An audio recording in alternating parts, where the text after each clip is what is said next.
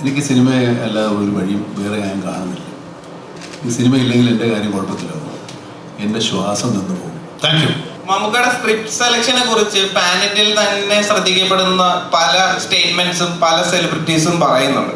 ഒരു ക്രിയേറ്റർ എന്ന നിലയിൽ എങ്ങനെയായിരുന്നു ഇതിനെയൊക്കെ നോക്കി കാണും മമ്മൂക്കയുടെ സ്ക്രിപ്റ്റ് സെലക്ഷൻസും കാര്യങ്ങളും? I think the first question I asked him when I met him was the same thing, because I'm a director who acts, and I'm very scared when I act in other script, because it's not only about selecting the script, it's also about selecting the team, and selecting the team which actually is very passionate when we go on ground. Some people might write it very well, but they may not execute very well. Some might execute very well, they may not promote very well. So these are the stages that cinema has. So how do you select the script is the question that I had. And he said one beautiful thing, that is like, art is risky. I think that's the beauty of art. The moment we want to make it risk-free, then the whole fun is gone. So whenever he chooses a director or a script, he always chooses risk, and in spite of it, he goes. I think that is something like the whole industry, the Indian industry or the world, need to observe and learn.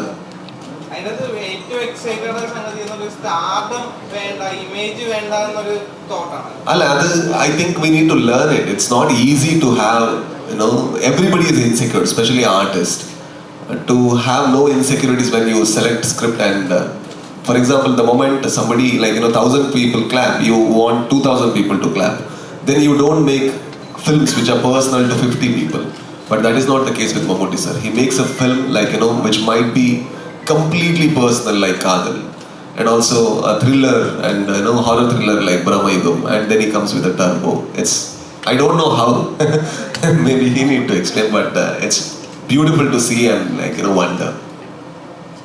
അപ്പോൾ ഈ ചോദിച്ചതിനുള്ള ഒരു നമ്മുടെ ആർട്ടിസ്റ്റുകളുടെ list കൂടെ നിങ്ങൾ ചോദിച്ചതെന്ന് പറയാം. കബീർ സിംഗ് ദുഹാൻ അറിയാമല്ലോ, അദ്ദേഹമുണ്ട്. പിന്നെ തമിഴ്നാട്ടിൽ നമുക്ക് അരുൾദാസ് എന്ന് പറഞ്ഞ ആർട്ടിസ്റ്റ് ഉണ്ട്, പിന്നെ വസന്ത് രവി ഉണ്ട്, നമോ നാരായണൻ. അങ്ങനെ 80ഓളം പേര് നമുക്ക് പുറത്തുനിന്നുള്ള ചെറുതും വലുതുമായ കഥാപാത്രങ്ങളെ അവതരിപ്പിക്കുന്നുണ്ട്. പിന്നെ ഫീനിക്സ് പ്രഭു അറിയാമല്ലോ, ഷാജി നെടുവിൽ, അവരൊക്കെ നമ്മുടെ പോസ്റ്ററിൽ കണ്ട ആളുകളൊക്കെ ടെക്നീഷ്യന്മാരായിട്ടുണ്ട്. പിന്നെ ഈ കാണുന്ന ഞങ്ങളൊക്കെയാണ് ക്യാമറയ്ക്ക് മുന്നിലും പിന്നിലുമായിട്ടുള്ളത്.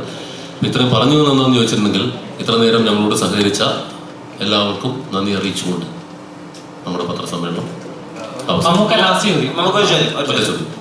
RJ ബാലാജി എന്ന് പറയുന്ന തമിഴ്നാട്ടിലെ ഡയറക്ടർ എടുത്ത് പറഞ്ഞിരുന്നു, മറ്റൊരു ആക്ടർ അവിടുത്തെ വലിയൊരു സൂപ്പർ സ്റ്റാറിനെ വെച്ച് സിനിമ ചെയ്യിപ്പിക്കുമ്പോൾ നരയിടാൻ വരെ അവർ കുറേ നേരം ഡിസ്കസ് ചെയ്യേണ്ടി വന്നു. നരയിട്ടാൽ എങ്ങനെയായിരിക്കും, ഇമേജിനെ ബാധിക്കും.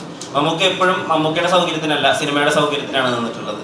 അത് ആ ഒരു ലവ് ഉണ്ടല്ലോ സിനിമയോട്, അതിൻ്റെ പേരിലത്തെ കാര്യം നേരത്തെ പറഞ്ഞ ലവ്, സിനിമയോടുള്ള ലവ്, പാഷൻ.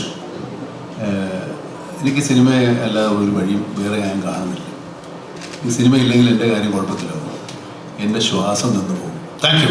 നമുക്ക് ആ ഡയലോഗ്, ആ ട്രെയിലറിൽ പറഞ്ഞ ആ ഡയലോഗ്, ലാസ്റ്റ് ഡയലോഗ് പറഞ്ഞ മമ്മൂക്ക ഒന്ന് പറയാം പ്ലീസ്.